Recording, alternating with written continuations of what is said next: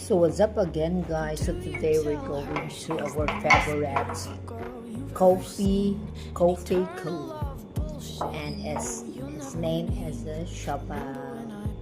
So ang tuso nato ni karon guys, kay kita na lang sa guys na nabahod na talaga ng skill na talaga na kita na lang nabilit sa balay dito. Ang tuso nato ni ato ang kamingaw guys.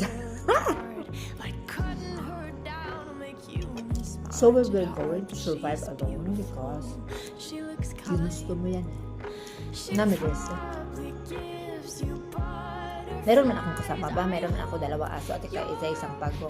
Kaya lang. At mga isda. Kada dami pang kuskutin. Kaya sa pagkabaga.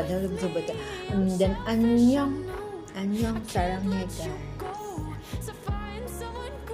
So sa abroad guys, is hindi na padamihan ng pera. Pati bayan ng mental health. Nangabuak.